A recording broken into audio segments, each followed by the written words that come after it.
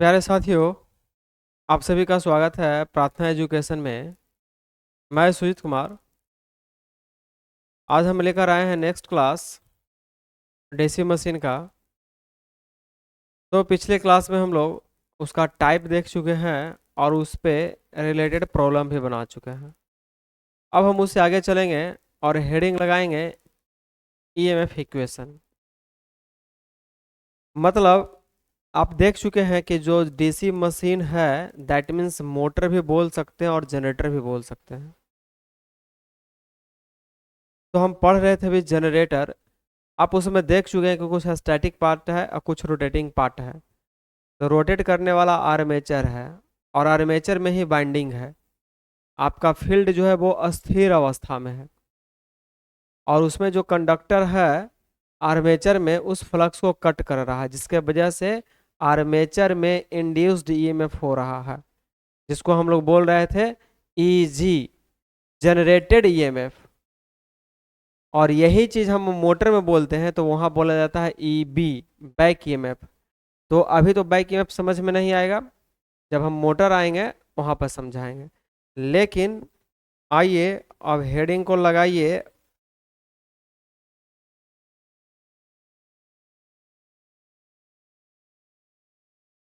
EMF of EMF equation. Heading क्या लिखेंगे हम लोग? EMF equation.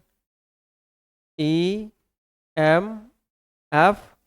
इक्वेशन।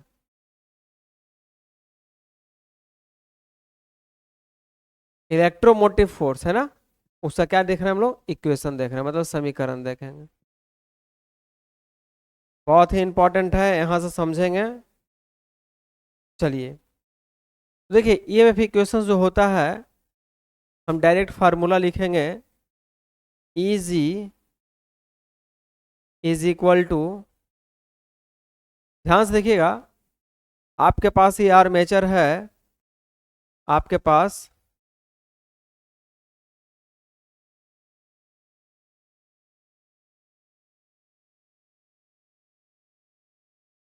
ये आर्मेचर है।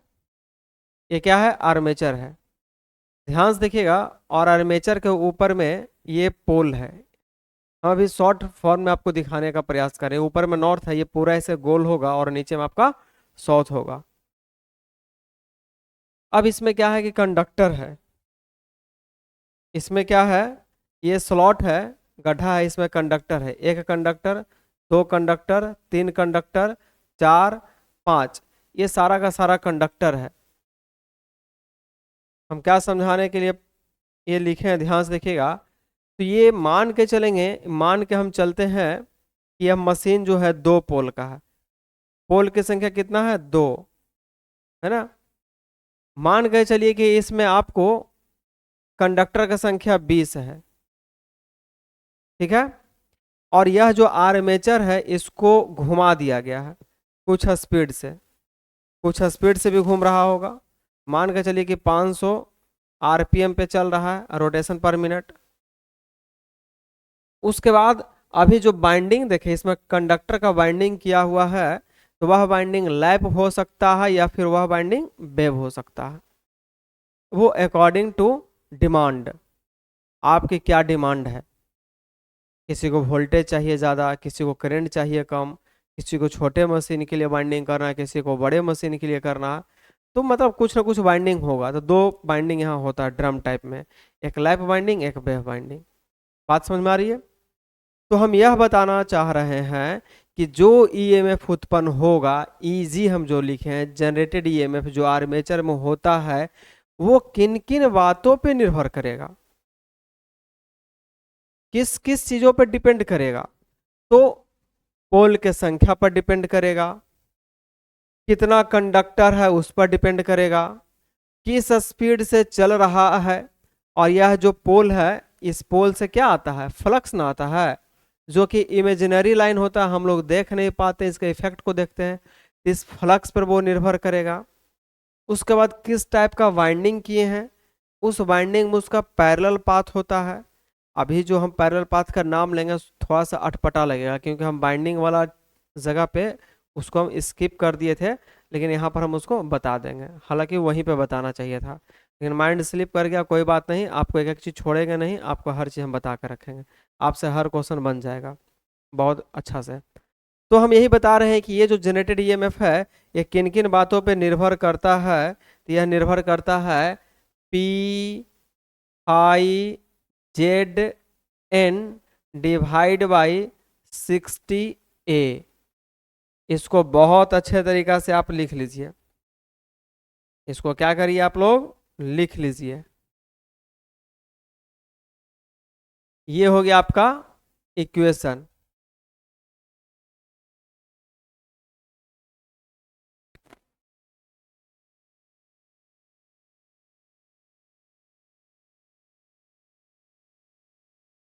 थोड़ा सा फिर से लिखने का प्रयास करेंगे आप लोग। P I Z N E G is equal to, ठीक है, ये बगल में लिख लेना है। और यह जो हम लिखे हैं, ये किसके लिए लिखे हैं, ये सब थोड़ा हटा देते, ये सबसे कोई मतलब है नहीं, ठीक है। हम जो समझाना चाहें आप समझने का प्रयास किए होंगे, ठीक है। ये जो फार्मूला हम लोग लिखे हैं इजी फोर जनरेटर के लिए, किसके लिए, फोर जनरेटर के लिए, फोर जनरेटर लिख लीजिएगा, फोर जनरेटर, इसीलिए इजी लिखा गया है। और यदि हम मोटर के लिए लिखने का प्रयास करेंगे तो ये फिर ईबी कहलाएगा। मोटर के लिए लिखने का प्रयास करेंगे, हम लिख ही देते हैं एक ही साथ, तो आसान हो जाएगा।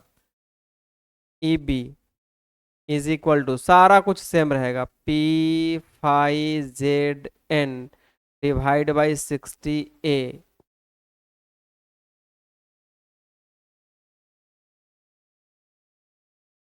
ये जो हो गया फोर मोटर।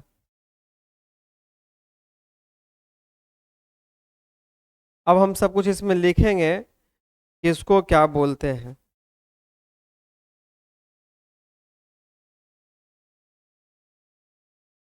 लिखेंगे वेयर ईजी, ईजी को हम लोग क्या बोलेंगे, जनरेटेड ईएमएफ।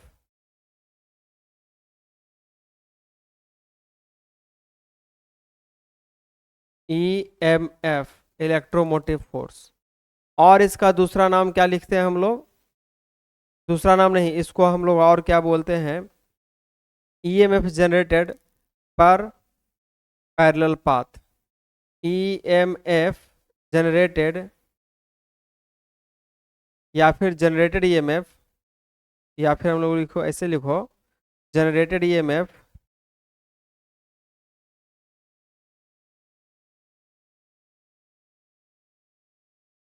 ईएमएफ पर पैरेलल पाथ।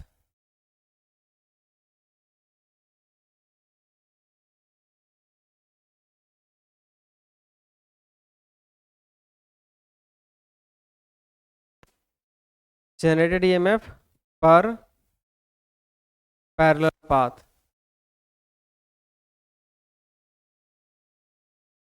कुछ यहाँ पर यह टर्म नहीं आया हुआ समझ में, कोई बात नहीं, अभी रुकेंगे, हम लोग देखेंगे। ईजी को बोलेंगे जनरेटेड ईएमएफ और ईबी को बोलते हैं बैक ईएमएफ, बैक ईएमएफ, जो कि ये मोटर में कहलाएगा। ये मोटर के लिए यूज होता है, याद रखना। ये जो हम फार्मूला लिखे हैं मोटर के लिए लिखे हैं, ठीक है। इसमें यूज क्या क्या हो गया, तो पी यूज हो गया, फाई यूज हो गया, पी क्या है ना, तो पी को बोलते हैं हम लोग नंबर ऑफ पोल, पोलों की संख्या, ठीक है। इसके बाद क्या आ गया, फाई, फाई, तो फाई को हम लोग क्या बोलते हैं, फ्लक्स पर पोल। प्रत्येक पोल पर क्या फ्लक्स होगा, और फ्लक्स का यूनिट क्या होता है, इन वेबर, किस चीज में, वेबर में। उसके बाद आइए, पी हो गया, फाई हो गया, जेड और एन, जेड, जेड को क्या बोलते हैं, तो बोलते हैं कि नंबर ऑफ कंडक्टर, और इसको दूसरा शब्द में हम लोग लिखते हैं, आपको एक फार्मूला और यहाँ पर बगल में हम लोग लिख देते हैं, याद रखना है, इसको याद रखिएगा कि नंबर ऑफ, क्या याद रखना है, number of coil is equal to number of slot is equal to number of segment. कौन सा सेगमेंट? तो कम्यूटेटर सेगमेंट। ये इसीलिए लिखा दिए हैं ताकि इसके आधार पर आपको कंडक्टर का संख्या निकाल पाइएगा। ये बहुत बड़ा ब्रह्मास्त्र फार्मूला है, इसको लिख लीजिएगा साइड में, बार बार याद रखिएगा। इसके बाद हम देखते हैं, कंडक्टर हो गया, उसके बाद हम जानते हैं एन, ये क्या हो जाएगा? Speed, armature speed, armature speed किस चीज में? आरपीएम में, इन आरपीएम, रोटेशन पर मिनट। इसके बाद ए भी आया है, तो ए क्या है? ए क्या है रे भाई? तो ए है नंबर ऑफ, देखो नंबर को एन ओ से लिख दे है ना, ऐसे NUMBER लिखा जाएगा, है ना। Number of parallel path, PARALLEL, parallel path, है ना। अब ये वाला टर्म थोड़ा सा नहीं आएगा समझ में, तो थोड़ा सा पेशेंस रखिएगा, पैरेलल पाथ समझा देंगे। इसकी संख्या 2 होती है, four, four, wave binding, wave binding, wave binding के लिए इसकी संख्या 2 होती है, और इसकी संख्या पोल के संख्या के भी बराबर होता है। किस केस में?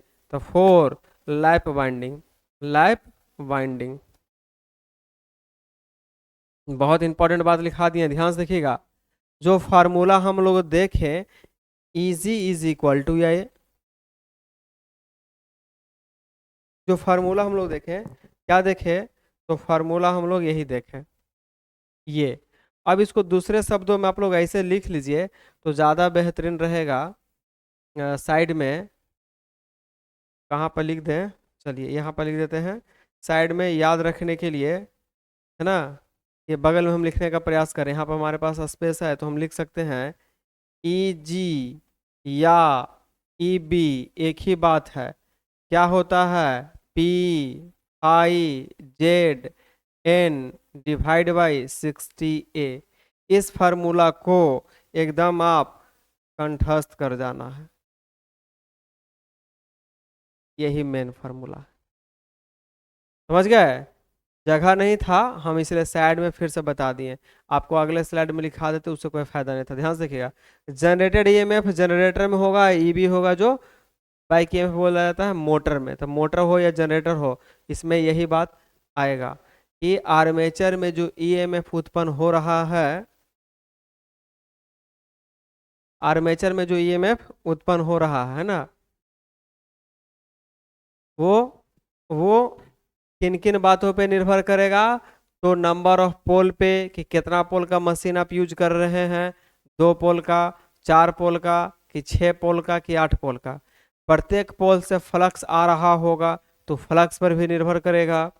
उसके बाद आर्मेचर में कंडक्टर है, उस कंडक्टर पे भी निर्भर करेगा, और आर्मेचर को कुछ आप स्पीड में घुमाइएगा, उस पर भी निर्भर करेगा। और उसमें जो बाइंडिंग कर रहे हैं आप, बाइंडिंग जो कर रहे हैं, वह लैप कर रहे हैं कि वेव कर रहे हैं, इस पर भी वो निर्भर करेगा। बात आया समझ में?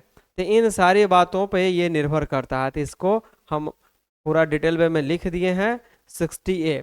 एक्चुअली ध्यान से समझिएगा, इस फार्मूला को कैसे हम लाते हैं और कैसे ड्राइव करते हैं, उसकी चर्चा करनी यहाँ पे हमारे लिए व्यर्थ नजर आता है। ठीक है, आपके लिए कोई जरूरी नहीं कि कैसे ड्राइवेशन आया, ये कैसे ड्राइव करके बताइए, उसमें समय की बर्बादी है। ठीक है, क्योंकि आपको उस लेवल का एग्जाम नहीं है, आपको बस फार्मूला समझना है और इस पर क्वेश्चन बनाना है।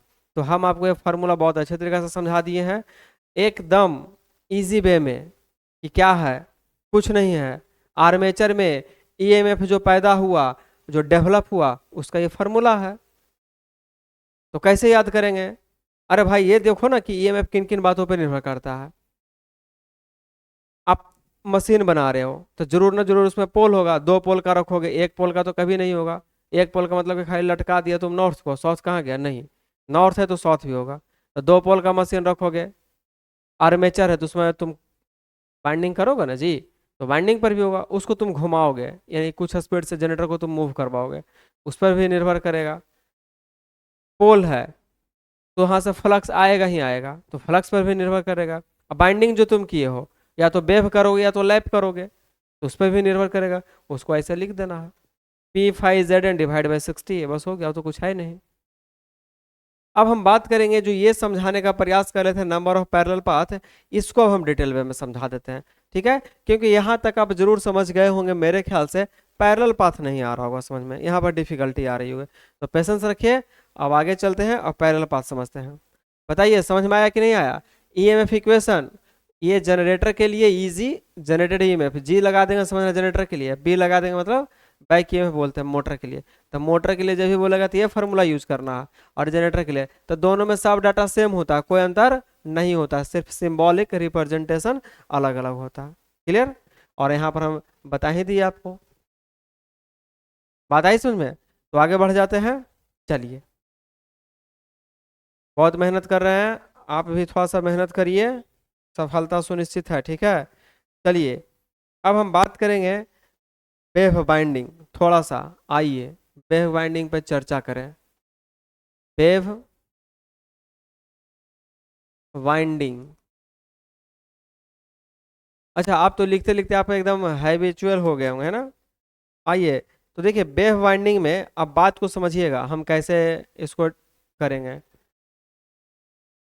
मान लीजिए कि आपके पास आर्मेचर है, मान लीजिए कि आपके पास क्या है, ये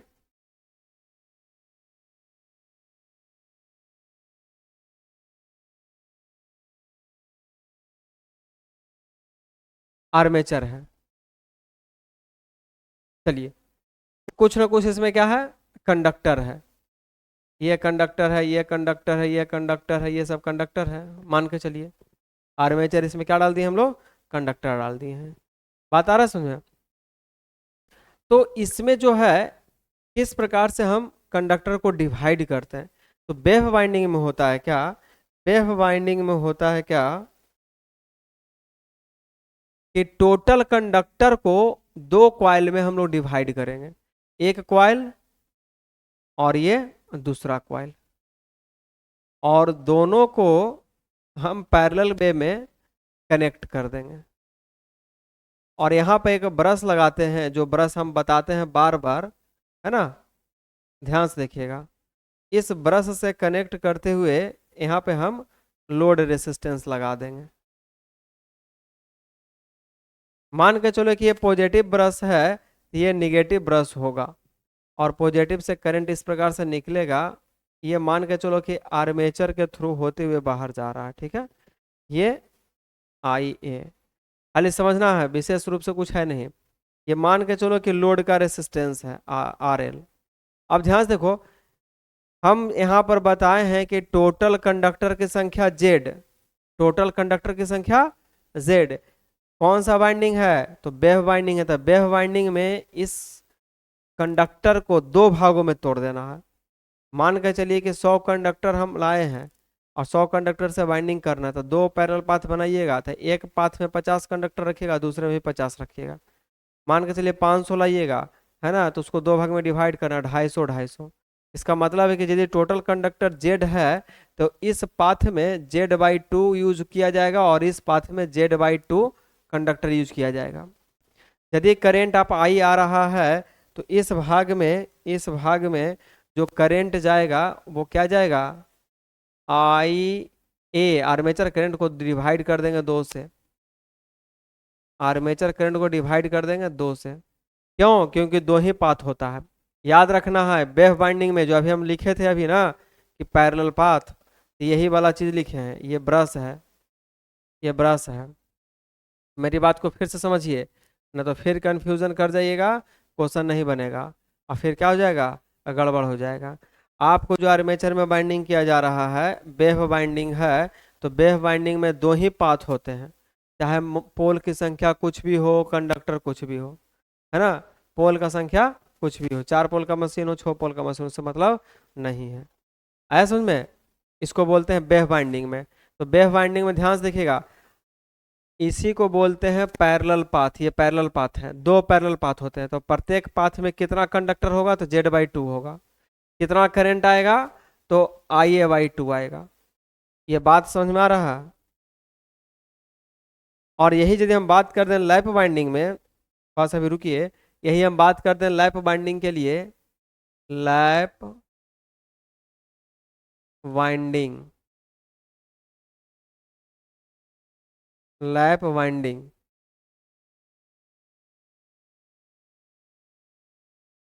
दूसरा क्या बात कर देंगे हम लोग, लैप, लैप वाइंडिंग।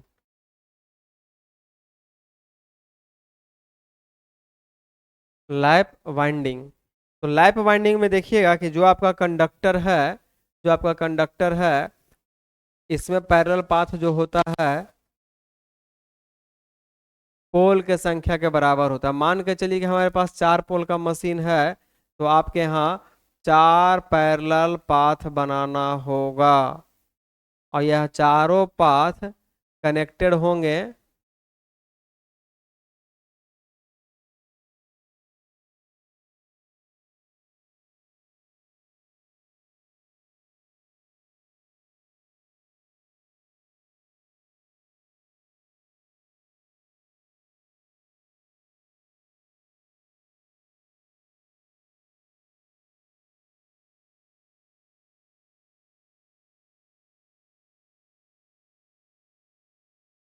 चलिए बस समझाना है। यहाँ पे एक मान के चलो कि ये ब्रश है, ये पॉजिटिव ब्रश होगा, और एक ब्रश यहाँ पर लगाया जाता है, वो हो जाएगा नेगेटिव ब्रश।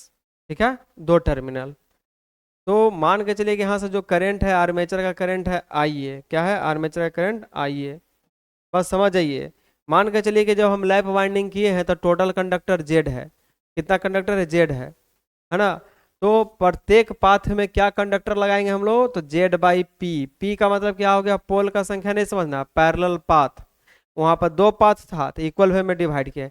4 पाथ यदि है और कंडक्टर का संख्या 100 है, तो 100 को 4 से भागा दे दीजिए, तो 25, तो 25 25 25 25, प्रत्येक पाथ में 25 25 कंडक्टर लगेंगे। मेरी बात समझ में आ रही है। तो हम एक डायरेक्ट थ्योरेटिकली टर्म में लिख रहे हैं। हम क्या समझाने का प्रयास करें, समझ लीजिए। यदि पोल नहीं, पैरेलल पाथ की संख्या, सॉरी, मान के चलिए कि 4 पोल का मशीन है ना। तो आपको बताया है ना कि पैरेलल पाथ जो होता है P के बराबर होता है। किसमें, लैप बाइंडिंग में पैरेलल पाथ यही होता है। ठीक है, लैप बाइंडिंग में पोल के बराबर होता है। तो मान कर चलिए कि 4 पोल का मेरा मशीन है, तो पैरेलल पाथ 4 हो गया। और मान के चलिए कि यहाँ हम 100 कंडक्टर से बाइंडिंग किए हैं, तो हम पूछेंगे कि प्रत्येक पाथ में कितना कंडक्टर यूज हुआ। तो क्या करिएगा, आप कंडक्टर को पैरेलल पाथ से डिवाइड करिएगा, 100 को 4 से डिवाइड करिएगा, तो 25 आएगा। तो बताना होगा आपको कि प्रत्येक पैरेलल पाथ में 25 कंडक्टर है। और जो इजी निकालते हैं आप, इजी फार्मूला में जो लिखते हैं, हम क्या लिखे हैं, जनरेटेड ईएमएफ है। और ये जो ईएमएफ होता है प्रत्येक पाथ का होता है। ध्यान से देखिएगा, यहीं पर का ईएमएफ है ये, यहाँ पर का ईएमएफ है ये। तो पैरेलल में क्या होता है, वोल्टेज इक्वल होता है। तो यह जो वोल्टेज हम लोग लिखते हैं जनरेटेड ईएमएफ, वो प्रत्येक पाथ का वोल्टेज होता है, पर पैरेलल पाथ। यही बात बार बार लिखते हैं, पर पैरेलल पाथ वोल्टेज होता है। इतना बात नहीं लिखा जाता, ये गौण रहता है, छुपा हुआ रहता है। लेकिन एग्जाम में यदि एग्जामिनर थोड़ा सा बैक होकर क्वेश्चन पूछ दे, तो फिर आप बोल्ड हो जाइएगा। बोल देगा कि जो जनरेटेड ईएमएफ है वो कैसा जनरेटेड ईएमएफ है, पूरे का है कि प्रत्येक पाथ का है, तो प्रत्येक पाथ का है। ठीक है, ऐसा समझ में। क्यों, क्योंकि प्रत्येक पाथ पैरेलल में होता है, और पैरेलल में वोल्टेज बराबर होता है। यदि वोल्टेज यहाँ पर 20 वोल्ट है, तो यहाँ भी 20 वोल्ट होगा, यहाँ भी 20 वोल्ट होगा, यहाँ भी 20 वोल्ट होगा। तो मेरे कहने का मतलब है कि कंडक्टर का संख्या निकालना होगा तो आपको पैरेलल पाथ से डिवाइड देना होगा। कंडक्टर का संख्या निकालना होगा, प्रत्येक पाथ में कितना कंडक्टर यूज किए हो, है ना, तो पोल से डिवाइड कर दीजिएगा। ये लोड रेसिस्टेंस है। और रह गई बात करंट की, तो करंट यहाँ 4 भाग में डिवाइड हो गया है, तो हम लिख सकते हैं IA/4। तब यहाँ 4 ना लिखे क्या लिखेंगे, P, क्योंकि पैरेलल पाथ में हम लोग पोल के बराबर ही रखते हैं। तो यहाँ पर तो हम स्पष्ट बोल दिए 4, तब ना हो सकता है कि 2 ही पोल का मशीन हो सकता है 6 पोल का हो सकता है 8 पोल का हो। तो आप वहाँ पर 2 6 8 जो रखने का मन होगा रखिएगा।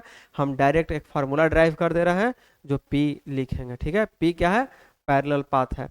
तो करंट को पैरेलल पाथ से डिवाइड करिएगा, प्रत्येक पाथ का करंट निकलेगा। आया समझ में?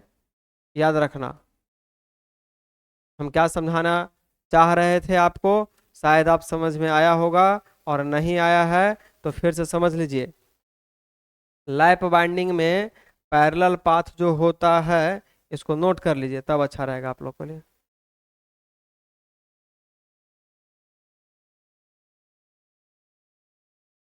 इन इन लैप वाइंडिंग, इन लैप वाइंडिंग, ठीक है। Number of number of parallel path, parallel path जो इक्वल होता है नंबर ऑफ पोल के। देखिए यहाँ पास स्पेस नहीं, लिखने में गड़बड़ा जाएगा। हम अगले स्लाइड में लिखने का प्रयास करते हैं। चलिए आइए,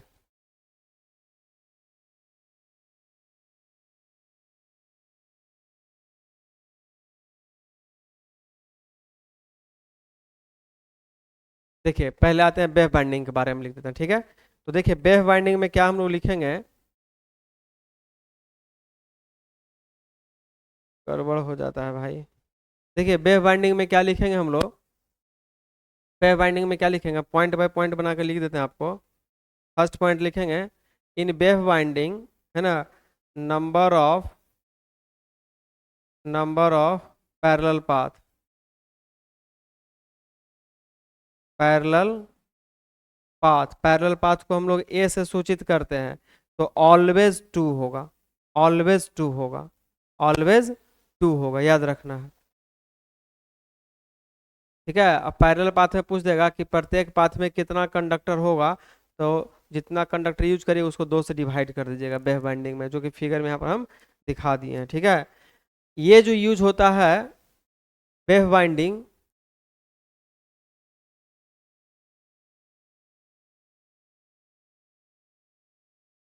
ध्यान से देखिएगा, वेव बाइंडिंग जो होता है high current, sorry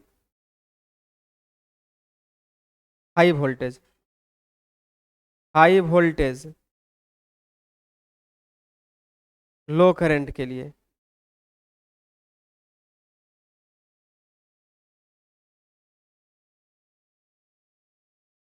wave binding किस लिए यूज करते हैं, तो हाई वोल्टेज लो करंट के लिए, ठीक है।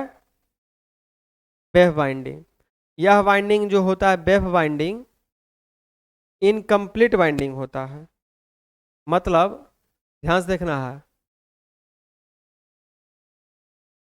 Wave binding, wave winding incomplete है, incomplete, wave binding incomplete binding होता है, इनकम्प्लीट वाइंडिंग होता है। इनकम्प्लीट कहने का मतलब क्या हो गया, तो जो आर्मेचर का स्लॉट है ना, उसमें एक दो स्लॉट खाली रह जाएगा, एक दो स्लॉट क्या रह जाएगा, खाली रह जाएगा, ठीक है।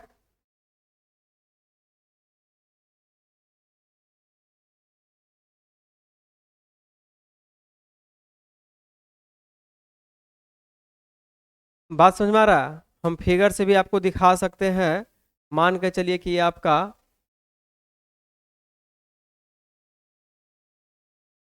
मान के चलिए इसमें कंडक्टर रखे, इसमें कंडक्टर रखे, इसमें रखे, अब इतना में ही बाइंडिंग हो गया, है ना, कंडक्टर खत्म हो गया, तो ये वाला स्लॉट खाली रह गया, यहाँ वाला स्लॉट खाली रह गया, तो होगा क्या चीज, ध्यान से देखिएगा, जब इसको हम रनिंग कराएंगे तो डैम्पिंग होता है, नहीं होता है कि एक जगह खाली है और एक जगह लोड है, डंबल उठाते हैं ना बॉडी बनाने वाला, तो देखिएगा उसके आगे क्या होता है, दोनों साइड, इसके साइड क्या होता है, डंबल लगा होता है, बीच में कम रहता है। मान के चलिए कि यहाँ पर नहीं हो, तो जहाँ पर ज़्यादा वजन है उसको ऐसे घुमा देगा, तो बैलेंस करना है हमको, क्योंकि उसको घुमाना है, तो घुमाने के लिए बैलेंस करना पड़ेगा। तो क्या होता है कि जहां पर हम लोग इम्पटी रखे हैं, खाली रखे हैं, इनकम्प्लीट है, तो इसको एक एक्स्ट्रा क्वाइल डाल करके हम बाइंडिंग कर देते हैं, है ना। लेकिन उसको किसी से कनेक्शन हम लोग नहीं कहते, इसको बोलते हैं डम्मी क्वाइल, नहीं कहते कि ये डम्मी है। तो उसमें ना ईएमएफ होता है और ना टॉर्क होता है, कुछ भी नहीं होता है। यानी कि यहाँ पर हम कह सकते हैं, ध्यान से, वेव बाइंडिंग जो है इनकम्प्लीट बाइंडिंग होता है। इनकम्प्लीट का मतलब समझ गए, स्लॉट खाली रह गया, स्लॉट खाली रह गया। तो जब खाली रह गया तो उसको हमको बैलेंस करना है, तो बैलेंस करने के लिए डमी क्वाइल लगाना पड़ेगा। यहाँ लिखेंगे dummy coil used in wave binding, dummy coil, dummy coil wave binding में यूज होता है, ऐसा लिख सकते हैं। Dummy coil are used in wave binding, are used in wave binding. आ रहा है समझ में हम क्या लिख रहे हैं? जो डमी क्वाइल, डमी क्वाइल क्या है समझ रहे हैं, इनकम्प्लीट हो गया, पूरा स्लॉट को नहीं भर पाए, तो खाली है तो उसको खाली नहीं छोड़ेंगे, क्योंकि रनिंग कराएंगे तो वहां पर क्या होगा, प्रॉब्लम हो जाएगा। ठीक है, प्रॉब्लम क्या हो जाएगा, तो मैकेनिकल इम्बैलेंस होता है, इम्बैलेंस, जिसके वजह से वहां पर टूट फूट होने की आवश्यकता हो जाएगी, टूट फूट जाएगा, आर्मेचर बिखर जाएगा। तो उसको हमको बैलेंस करने के लिए एक कॉइल डाल देना पड़ेगा। उस कॉइल को बोलते हैं डमी कॉइल, यानी कि डमी कॉइल में कोई ईएमएफ नहीं होता, लिख दो, है ना। डमी कॉइल में कोई ईएमएफ नहीं होता है, कोई ईएमएफ उत्पन्न नहीं होता है। तब अपने बना के लिखिए जो समझाए हैं। आया समझ में? और इसको हम लोग लिख ही लिए हैं। हाँ, एक आता है सर्कुलेटिंग करंट, इसमें सर्कुलेटिंग करंट भी कम होता है, इसको भी लिख लीजिए। वेव वाइंडिंग में सर्कुलेटिंग करंट कम होता है, वेव वाइंडिंग में सर्कुलेटिंग करंट नहीं होता है। क्यों? क्योंकि यहाँ पोल का अरे पैरेलल पाथ कम होता है ना, नहीं होता है। तो जो चीज इसमें नहीं होता है ना, वो सारा कुछ लैप में होता है। आया समझ में? पॉइंट को नोट करिए पहले इतना।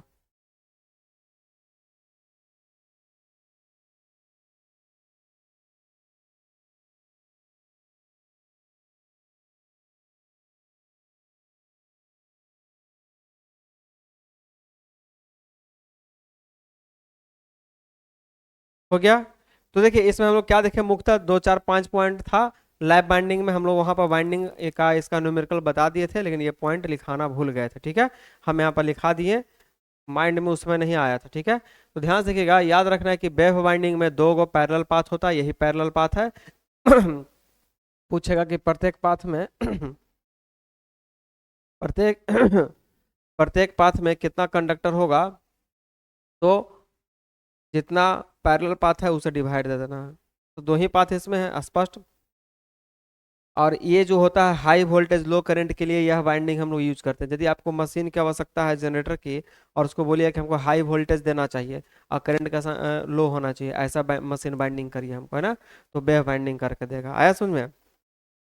फिर दूसरा पॉइंट ये देखें कि बेह बाइंडिंग इनकम्प्लीट बाइंडिंग होता है। इनकम्प्लीट का मतलब पूरा स्लॉट को नहीं भर पाया, 2 4 स्लॉट खाली रह गया था, 2 4 स्लॉट खाली रह गया तो उसको हमको कोई ना कोई कॉइल से भर देना है।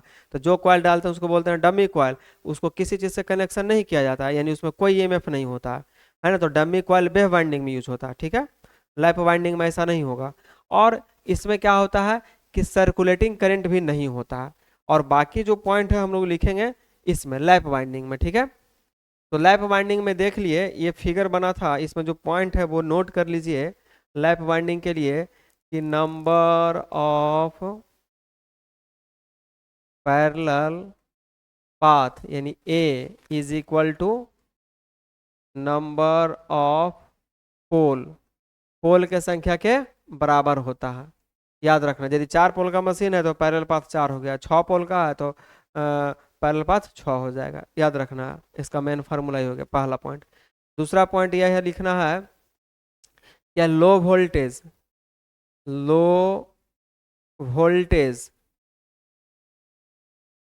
High current, low voltage high current के लिए यूज होता है, के लिए, ठीक है। लैप वाइंडिंग, इसमें डमी कॉइल नहीं होता है ना, लैप वाइंडिंग में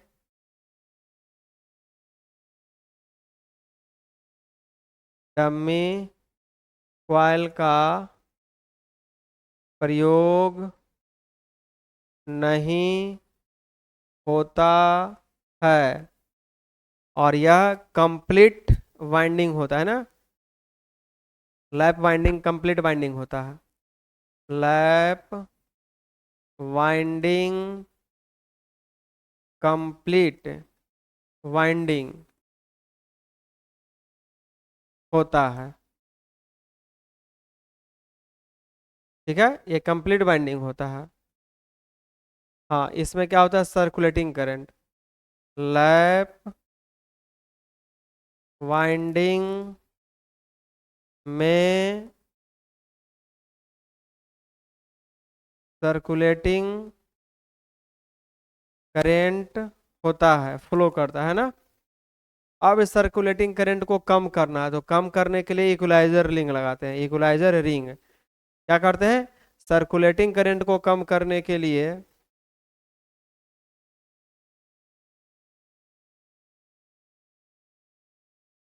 सर्कुलेटिंग करंट को कम करने के लिए यानी मिनिमाइज करने के लिए, है ना, equaliser ring,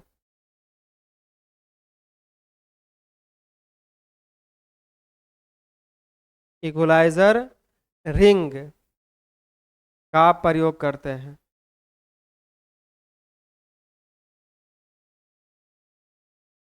to minimise circulating current using equaliser ring, equaliser ring को हम लोग यूज करते हैं किसके लिए, तो सर्कुलेटिंग करंट को कम करने के लिए, ठीक है। सर्कुलेटिंग करंट कहाँ होता है भाई, तो लैप बाइंडिंग में होता है।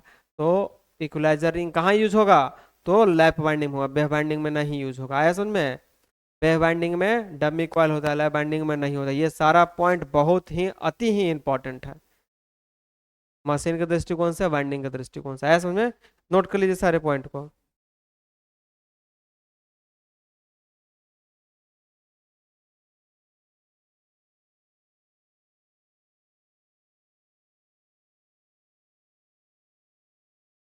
क्लियर हो गया,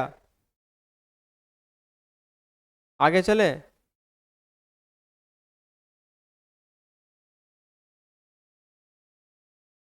तो इतना बात लैप बाइंडिंग के लिए एनफ है और इतना बात बेव बाइंडिंग के लिए एनफ है। तो आप जो है फार्मूला देख लिए लैप बाइंडिंग का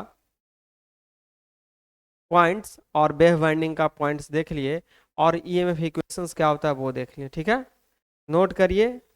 अब हम क्या करेंगे, कुछ क्वेश्चन है और क्वेश्चन पे हम लोग आएंगे, ध्यान से देखिएगा। हम फर्स्ट स्लाइड पे आते हैं और आपको बताते हैं कि हम लोग ईएमएफ इक्वेशन देख लिए, P five Z N divide by 60 है, ये क्या है, तो पैरेलल पाथ है। पैरेलल पाथ कहाँ होता है, तो वाइंडिंग में होता है। कैसा वाइंडिंग करना चाहते हैं, या तो लैप या तो बेव, लैप का क्या प्रॉपर्टीज है, बेव का क्या है, सारा कुछ देख लिए, ठीक है। तो आपको पता हो गया कि सारे टर्म को हम लोग क्या बोलते हैं। पैरेलल पाथ 2 होगा सिर्फ वेव वाइंडिंग के लिए, पैरेलल पाथ पोल की संख्या के बराबर होगा लैप वाइंडिंग के लिए। वेव वाइंडिंग जो हम लोग यूज करेंगे कहाँ पे करेंगे, तो जहाँ पे हमको हाई वोल्टेज और लो करंट की आवश्यकता होगी। लैप वाइंडिंग कहाँ करेंगे, तो लो वोल्टेज हाई करंट के लिए होगा। ये सारा पॉइंट को याद कर लीजिएगा तो अच्छा रहेगा। डामी कॉइल कहाँ यूज होता है, तो वेव वाइंडिंग में होता है ना। रिंग इक्वलाइजर रिंग कहाँ यूज होता है, तो लैप वाइंडिंग में होता है। यही सब तो प्रश्न आएगा आपसे। लैप बाइंडिंग की यूज करते हैं, है ना। तो लो वोल्टेज हाई करंट के लिए इक्वलाइजर रिंग क्यों यूज करते हैं, तो सर्कुलेटिंग करंट को कम करने के लिए। सारा पॉइंट लिखा दिए हैं आपको। डमी कॉइल में ईएमएफ कितना होता है, तो 0 होता है। यही सब ऑब्जेक्टिव पूछेगा आपसे, ठीक है। घुमा घुमा के पूछेगा पर घूमिएगा नहीं, आपको हम पढ़ाए हैं, याद रखिएगा, सारा पॉइंट लिख दिए, ठीक है। अब चलिए, अब कुछ प्रश्न पे आते हैं और प्रश्न बनाने का हम प्रयास करेंगे, ठीक है। आपके लिए मैं कुछ प्रश्न लाए हैं जो इम्पोर्टेंट है, जो अभी जस्ट पढ़े हैं उसके लिए, ठीक है। जो अभी हम लोग पढ़े हैं उसी से रिलेटेड कुछ क्वेश्चन है। क्या बोलता है कि कैलकुलेट, कैलकुलेट यानी कि कैलकुलेट करिए, मान निकालिए। The EMF generated by, EMF है ना, ईएमएफ कैलकुलेट करने के लिए कह रहा है आपको। जनरेटेड बाई, कैसे जनरेट किया जा रहा था, 4 पोल का वेव बाउंड जनरेटर है। बहुत अच्छा। देखिए यहीं से दो डाटा हमको निकल गया, पोल का संख्या 4 अब वेव बाउंड है। तो ध्यान से समझिएगा, गिवन क्या क्या दिया हुआ आपको, ये हमको आपको रफ वे में आइडिया बता रहे हैं कैसे बनाना है। तो गिवन क्या क्या दिया हुआ है, पोल का संख्या 4, नंबर ऑफ पोल दिया। अब वेव बाउंड दे दिया है, इसका मतलब हो गया कि पैरेलल पाथ को ए से डिनोट करते हैं, इसकी संख्या 2। आ रहा है समझ में। कहता है हैविंग 65 स्लॉट। अच्छा, number of slot, number of slot क्या दे दिया है, 65, यही है ना। हाँ, आगे चलिए। विथ 12 कंडक्टर पर स्लॉट, बहुत अच्छा। पर ध्यान से देखिएगा, 12 कंडक्टर पर स्लॉट है, यानी ध्यान से देखिए, हम बताने का ये बताएंगे आपको, ये है कैसे हम बनाएंगे प्रॉब्लम को, उन चीजों को सीख लीजिए। चलिए, ये पूरा गोल में है। नंबर ऑफ स्लॉट, यही स्लॉट है, 1 slot, 2 slot, 3 slot, 4 slot, 5 slot, 6 slot, ये ऐसा करके कितना 65 हुआ है। तो 65 में पूरा कंप्लीट हो जाएगा, गोल हो जाएगा। आइए, अब क्या बोला कि 12 कंडक्टर पर स्लॉट, 12 कंडक्टर पर स्लॉट, मतलब इस स्लॉट में 12 कंडक्टर, 1 2 3 4 5 6 7 8 9 10 11 12, है समझ में। तो 12 यहाँ है, 12 यहाँ है, 12 यहाँ है। तो नंबर ऑफ कंडक्टर निकालने के लिए क्या करना पड़ेगा आपको, तो नंबर ऑफ कंडक्टर, जिसको जेड से सूचित करते हैं, क्या करना पड़ेगा, तो 65 × 12 करना पड़ेगा। बताइए, स्लॉट का संख्या दिया हुआ है और बता दिया कि 12 कंडक्टर पर स्लॉट में है। वैन ड्रिवेन यानी को ड्राइव किया जा रहा है एट 1200 आरपीएम, मतलब आपको जेड निकल गया, ए निकल गया, पी निकल गया, ठीक है। अब आपको कह रहा है कि स्पीड, स्पीड को हम लोग एन से सूचित किए थे, एन की वैल्यू 1200 आरपीएम दिया गया है। द फ्लक्स पर पोल इज इतना, बहुत अच्छा। यानी ध्यान से देखिएगा, फ्लक्स का भी वैल्यू दे दिया गया, फाई का वैल्यू 0.02 वेबर। बोलिए, कोई प्रॉब्लम। बहुत सा सिंपल सा सवाल है, बन जाना चाहिए आपसे। तो आपसे पूछ रहा है क्या चीज, ईएमएफ। हिंदी में देखिए, 65 स्लॉट वाले 4 पोल वेव बाउंड जनरेटर द्वारा उत्पन्न ईएमएफ की गणना करें, जिसमें प्रति स्लॉट 12 कंडक्टर है और जब इसे 1200 आरपीएम पर चलाया जाता है, प्रति पोल फ्लक्स 0.02 वेबर है। तो बताइए, क्या आपसे नहीं बनेगा ये प्रश्न, आपसे पूछा है, बहुत सिंपल सा बन जाना चाहिए। आपसे पूछा है E G, generated EMF, E G is equal to क्या होता है फार्मूला, तो P φ/ZN divide by 60A। अब बताइए कि कौन सा डाटा आपको यहाँ नहीं दिया हुआ। P की वैल्यू 4, I की वैल्यू 0.02, Z की वैल्यू ये निकालनी है 65 × 12, स्पीड 1260, A की वैल्यू 2, और सबको कैलकुलेट कर देना, आंसर आ गया। यही पूछता है, ये सबसे ज्यादा आपसे पूछेगा। पिछले क्लास में जो हम न्यूमेरिकल्स बनाए हैं उसकी संभावना कम है, लेकिन इसकी संभावना प्रबल है। क्लियर। तो यदि मशीन से क्वेश्चन किया तो ये सब क्वेश्चन आने की संभावना ज़्यादा रहेगी। ठीक है, तो चलिए इसका आंसर हम लोग देखें और बनाने का प्रयास करें फ्रेश वे में। तो इजी इज इक्वल टू जो फार्मूला हुआ P/Z(N) divide by 60A। P का वैल्यू क्या हो गया, 4, 4 पोल का मशीन है, फ्लक्स 0.02 वेबर है। फिर से एक बार देख लो, गलत नहीं होना चाहिए, 0.02 वेबर, बहुत अच्छा। और कंडक्टर की संख्या जो हो गया 65 × 12, और स्पीड जो हो गया 1200 आरपीएम पे चल रहा है। और 60 ए की वैल्यू 2, क्यों, क्योंकि बेफ बाइंडिंग है, स्पष्ट बोल दिया। इसीलिए बेफ बाइंडिंग में पैरेलल पाथ की संख्या 2 होती है। ए क्या है, पैरेलल पाथ है। बात समझ में आ गया। कंडक्टर का संख्या कैसे निकालते हैं यही इंपॉर्टेंट होता है। ये निकालने के लिए हम आपको जो फार्मूला समझाए उस फार्मूला को भी याद रखिएगा, और यहाँ पर स्पष्ट वे में जो बोलता है लैंग्वेज, उस लैंग्वेज से समझने का प्रयास करिएगा, तब जाके कंडक्टर निकालिएगा। यहीं पे लड़का मार खाता है। और यदि कंडक्टर ठीक ढंग से नहीं निकाल पाइएगा तो आंसर नहीं आ पाएगा। चलिए इसको कट करिए, तो देख लीजिए 12×5 = 60 हो जाएगा, 5 आ गया, 5×2 = 10, 1 0 कैंसिल हो जाएगा।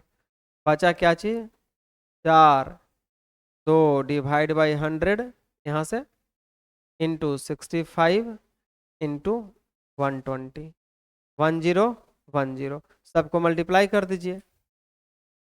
तो 4 इंटू ये दोनों को मल्टीप्लाई करो, 5×2 = 10 है ना, 1, 6×2 = 12, 1 13, 130 हो जाएगा। और डिवाइड बाई 10 गुने 12, इससे ये कट गया।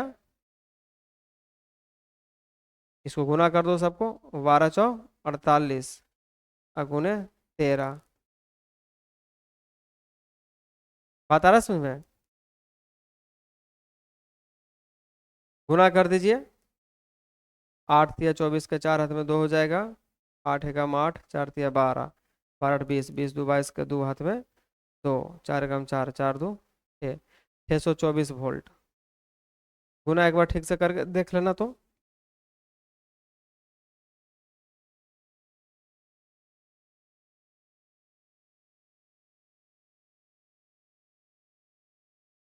हाँ ठीक है, 400, सॉरी 624 वोल्ट। कितना वोल्टेज आ गया भाई, इतना वोल्टेज आ गया। इतना वोल्टेज क्या करेगा, वो जनरेट करेगा। बात समझ में आ रहा है। एक मशीन डिजाइन किया जो कि 4 पोल का है, जिसमें फ्लक्स इतना आ रहा है, कंडक्टर इतना था, इतना स्पीड से घुमा दिया गया और वेव बाइंडिंग किया गया था। तो उसके अंदर में जो ईएमएफ उत्पन्न हुआ, पैदा हुआ, वो 624 वोल्ट हुआ। बात समझ में आई। बहुत सिंपल सा सवाल था। अब आगे चलेंगे, कुछ और सवाल को देखेंगे। देखिए फिर से समझ लीजिए, फिर से मैं बता दे रहा हूँ एकदम। कैलकुलेट द ईएमएफ, ईएमएफ कह रहा है जनरेटेड बाई, किसके द्वारा जनरेट किया जा रहा है जी, तो बोल रहा है 4 पोल, तो पोल का संख्या 4 लिख दिए। वेव बाउंड लिखा, जैसे ही वेव बाउंड लिखेगा कि ए का वैल्यू हम लोग 2 लिख देंगे, क्यों, क्योंकि ये पैरेलल पाथ है। वेव बाउंड लिखा तो 2 होता है, यदि बोलता लैप बाउंड है तो जय को पोल था, जय को इसकी वैल्यू लिख देते हैं। जनरेटेड, जनरेटर है 65 स्लॉट, है ना, नंबर ऑफ स्लॉट की संख्या 65, स्लॉट इसी को बोलते हैं, ये गड्ढा को, यहाँ से लेकर के 65 तक है। और बोला विथ, यानी वो स्लॉट जो है साथ में रखता है 12 कंडक्टर पर स्लॉट, यानी कि प्रत्येक स्लॉट में 12 कंडक्टर है। यानी ये स्लॉट है, ये स्लॉट है, कोई भी स्लॉट ले लो, हर स्लॉट में 12 कंडक्टर है। तो टोटल कंडक्टर हम देखेंगे तभी तो हम निकाल पाएंगे। तो टोटल कंडक्टर क्या करेंगे, स्लॉट को गुना कर देंगे टोटल कंडक्टर से, मैंने पर स्लॉट में जो कंडक्टर है उससे। ये टोटल हमारा क्या निकल जाएगा, कंडक्टर। फिर बोलता है कि 1200 स्पीड पे इसको हम घुमा रहे हैं, तो 1200 आरपीएम लिख दिया। और कहता है फ्लक्स पर पोल जो है 0.02 वेबर है। सबको रख के कैलकुलेट कर दिया, आसानी वे में आंसर आ जाएगा, ज़्यादा कुछ है नहीं। ठीक है, नोट करिए इसको। आगे चले, चलिए अगला प्रश्न है ये, अगला प्रश्न ये, ए 6 पोल लैप माउंट, बहुत अच्छा। अब तो बनाने का रफ्तार बढ़ना चाहिए। पी की वैल्यू 6 और ए की वैल्यू भी 6, क्यों, क्योंकि लैप वाइंडिंग बोला। ए क्या है, नंबर ऑफ पैरेलल पाथ है। जनरेटर है 600 कंडक्टर, अच्छा तुरंत जेड की वैल्यू 600। देखो कितना शॉर्ट हम लिखते हैं, अब उतना नहीं लिखना कि नंबर ऑफ कंडक्टर, उतना तो शुरू में सिखाया जाता है, आप शुरू में सिखा दिए, आप शॉर्ट फॉर्म लिखो फटाक फटाक। जेड क्या है, ए क्या है, पी क्या है, रियाज हो गया, फटाफट लिखो। On it's armature the flux पर पोल इज, फ्लक्स का मतलब फाई, फाई की वैल्यू 0.02 वेबर, है ना। कैलकुलेट, क्या बोलता है कैलकुलेट करने के लिए, स्पीड, बहुत अच्छा। स्पीड की वैल्यू क्या होगी बता दीजिए, वाट, है ना। The speed at which the generator must be run to be generated 300 volt. अच्छा, 300 वोल्ट जनरेट करने के लिए इजी की वैल्यू दी हुई है कितना, 300 वोल्ट हमको जनरेट करना है। इसके लिए कितना स्पीड पर उसको हम घुमाएंगे, बहुत अच्छा बात है। अब दूसरा क्वेश्चन इसी में कह दे कि what would be the speed if the generator were wave bound. अच्छा, जब वेव बाउंड हम लोग कर देंगे तब उसका स्पीड क्या होगा, ये पूछ रहा है। दो क्वेश्चन इसमें पूछा है। पहला पूछा है क्या स्पीड का संख्या बताओ, संख्या नहीं मैंने स्पीड क्या होगा वो बतलाओ, कितना स्पीड में चला रहे हो यदि हम 300 वोल्ट उत्पन्न कर रहे हैं तब। 300 वोल्ट उत्पन्न करने के लिए क्या स्पीड होगा, यही पूछ रहा है। तो आपको मालूम है, आपको मालूम है फॉर्मूला, क्या मालूम है, तो E G is equal to P phi Z N divide by 60 A. अब देखो इजी की वैल्यू दी हुई है 300, बस चीज़ों को समझना कैसे बनता है। 6 पोल है, फ्लक्स दिया हुआ है 0.02, कंडक्टर का संख्या दिया हुआ है 600, बहुत अच्छा। और स्पीड पूछ रहा है, ये रह जाएगा एन 60, और पैरेलल पाथ की संख्या दिया हुआ है 6। ये 6 से ये 6 कट जाएगा, और ये 60 से ये 60 कट जाएगा, बचेगा यहाँ पर 10।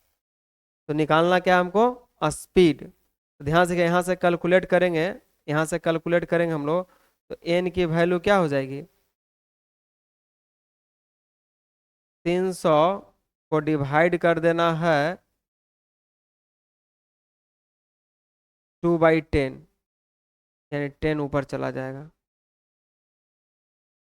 5, तो 5 दिया 15, यानी स्पीड जो हो जाएगा आपका 1500 आरपीएम।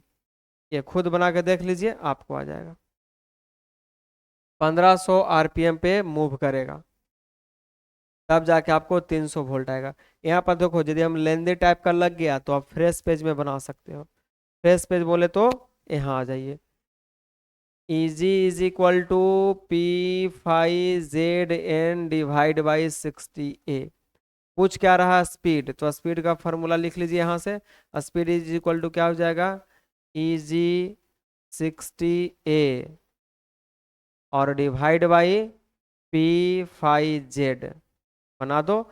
ई दिया हुआ है 360, पोल पैरेलल पाथ की संख्या 6, पोल की संख्या 6, और फ्लक्स हो जाएगा 0.02, और कंडक्टर जो हो जाएगा कितना, कंडक्टर की संख्या 600, 600। ये 6 से ये 6 कट जाएगा, इससे ये कटेगा, 10 यहाँ बचेगा। अब ध्यान से देखो 300 ऊपर में है और नीचे में कितना है, 2, इस दोनों पॉइंट को हटाएंगे तो नीचे 100 आएगा, ये 100 ऊपर भेज दो, एकदम आसान वे में हम बता दे रहे हैं। और नीचे को 10 बच गया, है ना।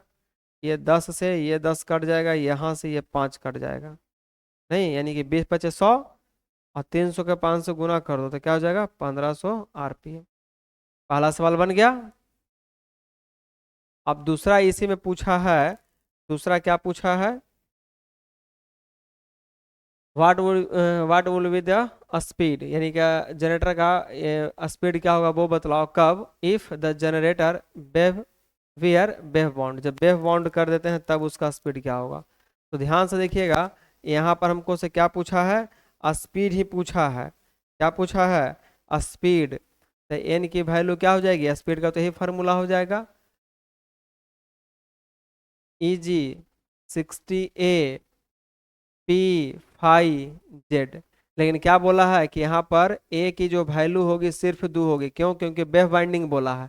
पुट कर दीजिए 360 2, आ रहा समझ में क्या पूछ रहा है, जो पोल की संख्या 6, फ्लक्स 0.02, कंडक्टर 300। अच्छा 300 की 600, कंडक्टर जी कंडक्टर 600, यहाँ पर क्या लिखना है, 600। समझ में आ रहा है? तो इसको कैलकुलेट कर लीजिए, ये पॉइंट हटा देंगे, 100 ऊपर आ जाएगा, है ना?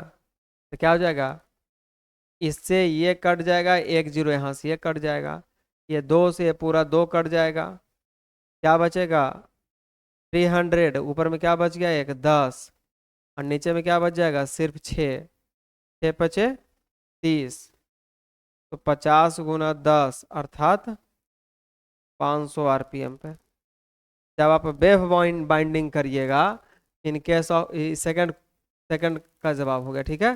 जब आप मशीन को वेव बाइंडिंग कर देते हैं तब आपका स्पीड 500 आरपीएम पे हो जाता है, और जब आप रखते हैं लैप बाइंडिंग पे तो स्पीड 1500 आरपीएम पे होता है। बात समझ में आई? तो क्वेश्चन इस प्रकार से मिलेगा आपको, और क्वेश्चन इस प्रकार से बनाइएगा। फिर से देख लीजिए प्रश्न को। एक 6 पोल लैप वाउंड डीसी जनरेटर के आर्मेचर पर 600 कंडक्टर है, प्रति पोल फ्लक्स 0.02 वेबर है। गणना करिए, पहला, वह गति जिस पर जनरेटर को 300 वोल्ट उत्पन्न करने के लिए चलाया जाना चाहिए, है ना। दूसरा कहता है यदि जनरेटर वेव बाउंड हो तो गति क्या होगी। बात समझ में आया? तो बहुत सिंपल सा सवाल है, बन जाना चाहिए, नोट करिए फटाफट।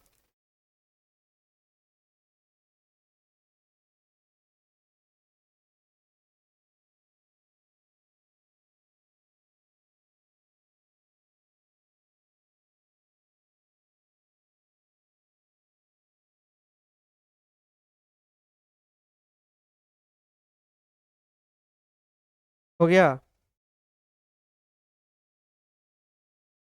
तो ये कंप्लीट, तो इस टाइप से आपको प्रश्न पूछेगा। अब जो है हमारा टॉपिक धीरे धीरे जनरेटर में आगे बढ़ रहा है ना। अब हम जो आगे चलेंगे कुछ देखेंगे, अब यदि और कुछ प्रॉब्लम हमको कराने का यदि लग जाएगा जो अलग टाइप का हो तो हो सकता है कराएंगे, और नहीं तो फिर हम आगे बढ़ेंगे तो अब हम लोग आर्मेचर रिएक्शन पे आएंगे। यानी अभी तक आपने क्या पढ़ा, कंस्ट्रक्शन पढ़ा, किस किस पार्ट का बना होता है वो पढ़ा, किसका क्या यूज़ है वो पढ़ा। उसके बाद आप वाइंडिंग किए, वाइंडिंग करने के बाद उसको आप क्या कर दिए, कितना भाग में डिवाइड किया गया है जनरेटर को वो देख लिए, प्रत्येक पार्ट का इक्वेशन क्या होता है वो सीख गए। अब उसके बाद क्या सीखे कि जब उसको घुमाएंगे तो क्या ईएमएफ होगा वो सीख गए। ठीक है, तो हम स्टेप बाय स्टेप लेके आ रहे हैं आपको, ताकि ये सब्जेक्ट बहुत अच्छे तरीक़ा से आपको समझ में आए, आपको इसमें इंटरेस्ट हो, रुचि हो, ताकि आपके पास कोई भी पुस्तक भी हो वो पढ़िएगा तो समझ में आ जाएगा। तो आप ज़रूर इस वीडियो को शेयर करिएगा अपने दोस्तों के पास, है ना, और लाइक ज़रूर करिएगा। बहुत आपके लिए मैं मेहनत करता हूँ, एक लाइक ज़रूर बनता है आपके लिए। मिलेंगे अगले वीडियो में, अगले क्लास में कुछ और अलग टॉपिक के साथ। आज का क्लास यहीं पे समाप्त करेंगे। थैंक यू, जय हिंद।